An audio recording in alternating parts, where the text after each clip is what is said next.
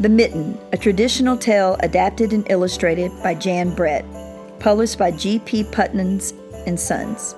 Once there was a boy named Nicky who wanted his new mittens made from wool as white as snow. At first, his grandmother, Baba, did not want to knit snow-white mittens. "If you drop one in the snow," she warned, "you'll never find it." But Nicky wanted snow-white mittens, and finally Baba made them.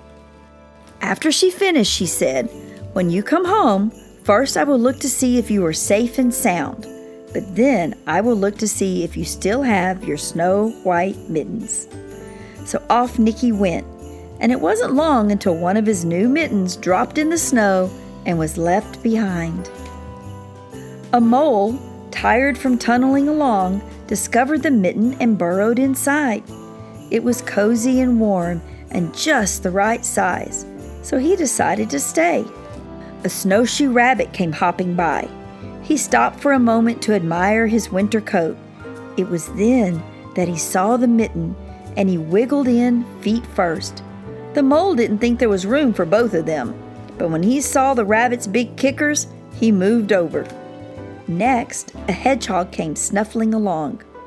Having spent the day looking under wet leaves for things to eat, he decided to move into the mitten and warm himself. The mole and the rabbit were bumped and jostled, but not being ones to argue with someone covered with prickles, they made room.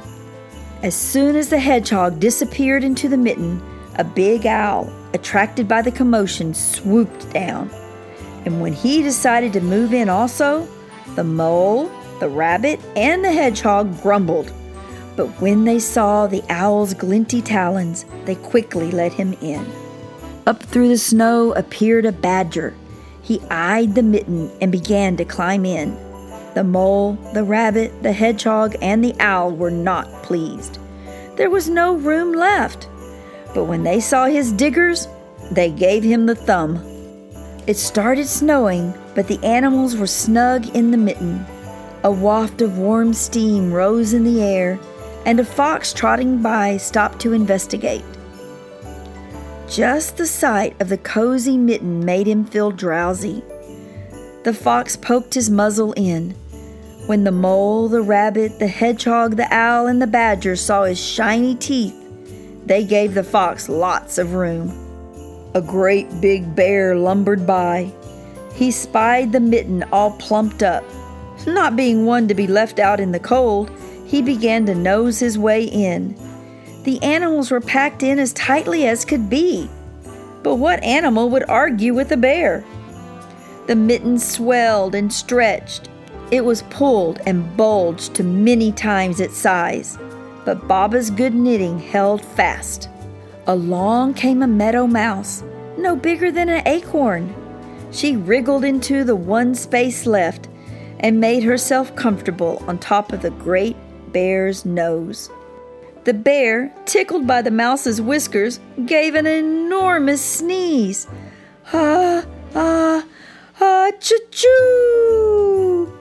The force of the sneeze shot the mitten up into the sky and scattered the animals in all directions.